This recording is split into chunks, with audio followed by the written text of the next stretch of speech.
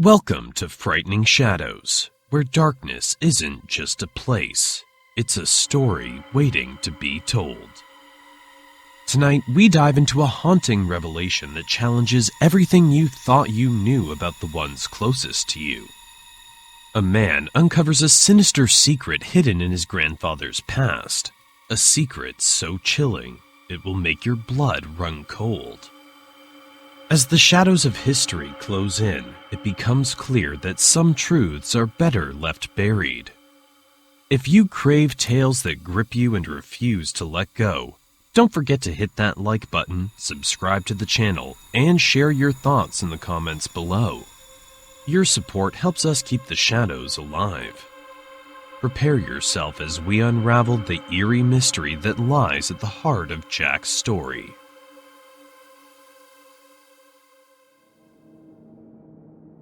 Bradford, Pennsylvania was the kind of place where life didn't change much. I was 35, stuck in the routines of small-town life, suffocated by the mundane. My grandfather, the only real connection I had to something more, had passed away a year ago. He was a hunter, a man of the woods, who'd always seemed larger than life to me. Stoic, rugged, with eyes that carried secrets. I thought I knew everything about him, but after he died, I found something that made me question everything.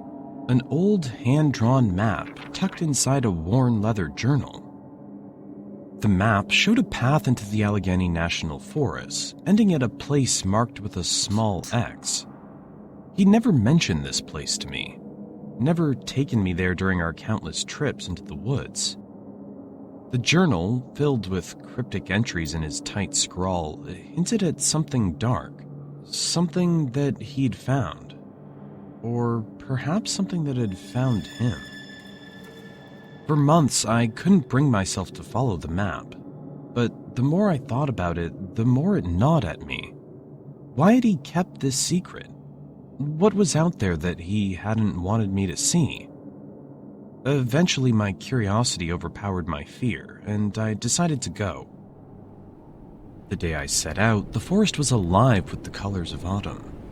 Fiery reds, deep oranges, and yellows that seemed almost too vibrant.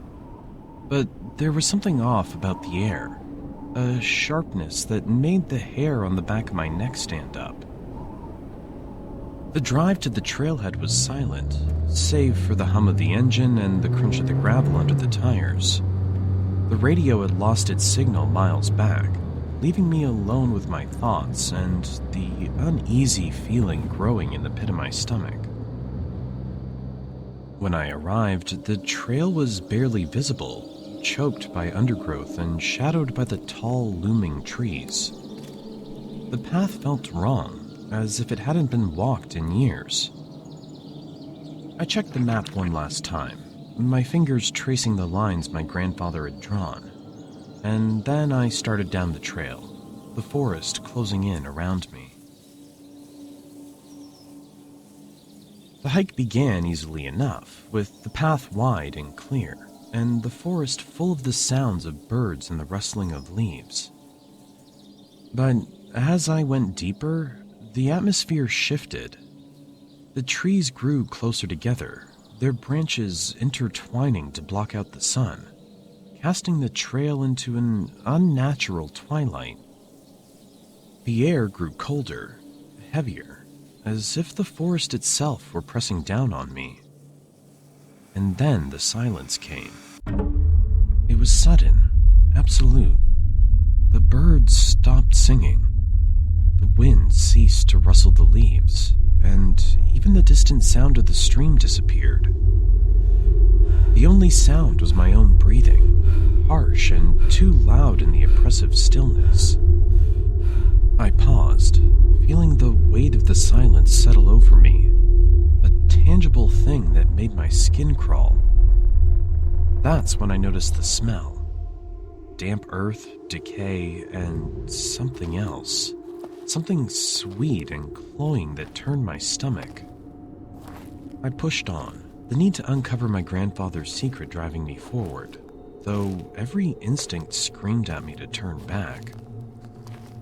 As I walked, the path became more treacherous, the ground soft and yielding underfoot, as if the earth itself was alive. Roots snaked across the trail, twisting and coiling like serpents, and the trees seemed to lean in closer, their trunks dark and gnarled, their branches reaching out like skeletal hands.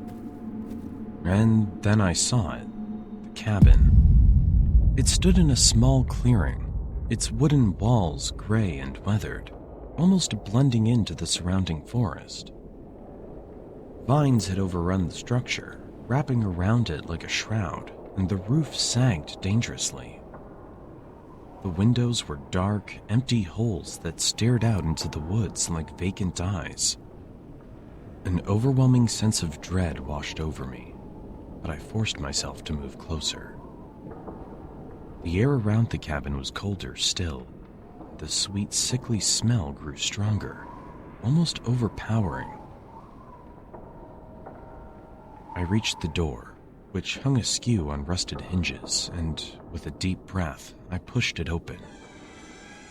The door creaked loudly, the sound echoing through the stillness like a warning. Inside, the cabin was dark, the only light coming from the cracks in the walls where the sun fought to break through. Dust hung in the air, swirling in the faint beams of light. The floorboards creaked ominously under my weight as I stepped inside. The smell of rot and something older, something ancient and malevolent filling my nose. And then I saw the symbols. They were carved into the walls, deep gouges that formed crude, angular shapes. There was something wrong about them, something that made my eyes water and my head throb just looking at them.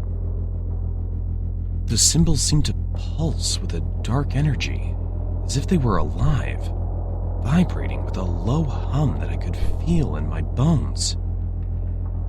I was drawn to them, my hand reaching out almost of its own accord, compelled to touch them, to understand them. It was soft at first, a low murmur that came from the walls themselves, from the very air around me.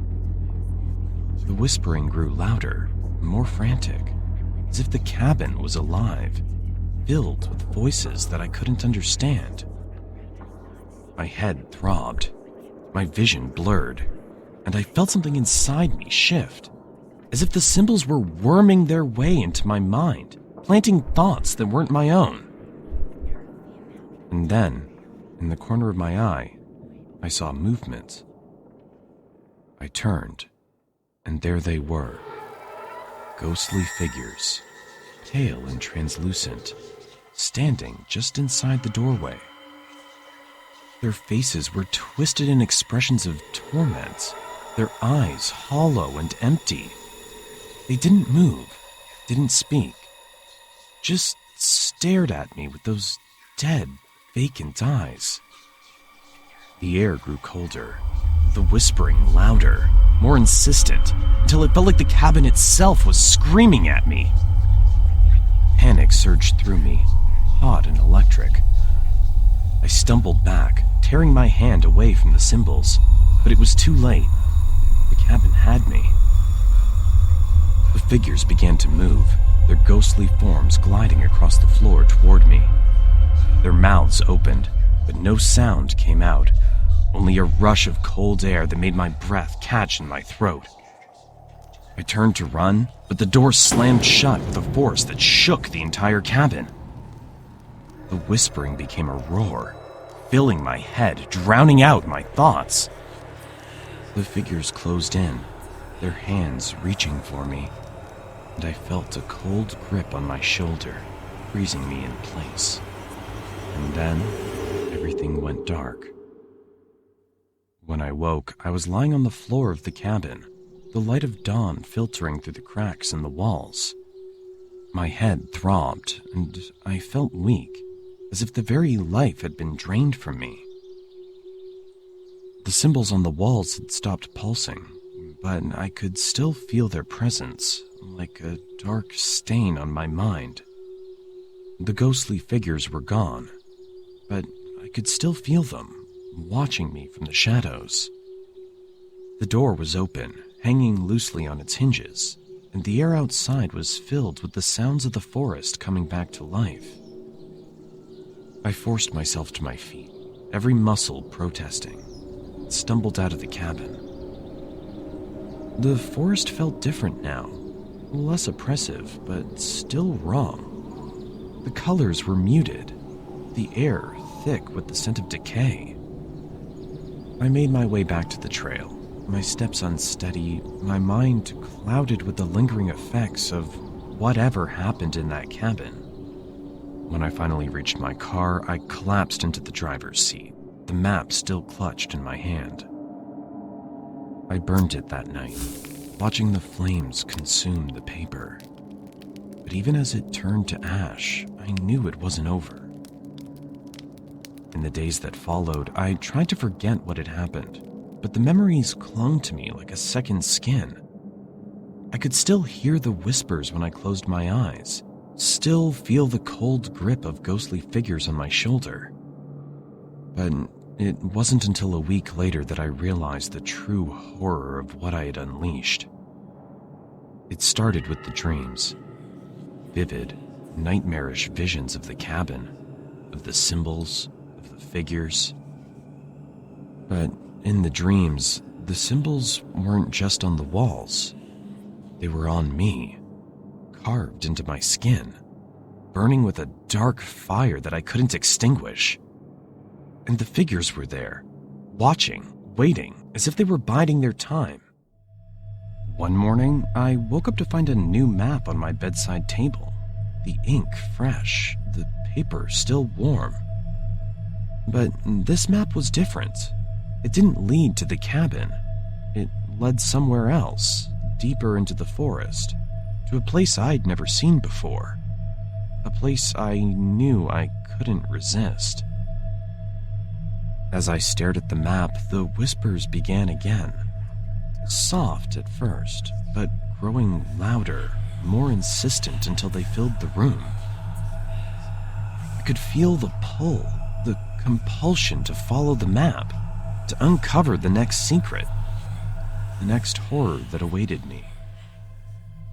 And that's when I realized I would never escape the cabin.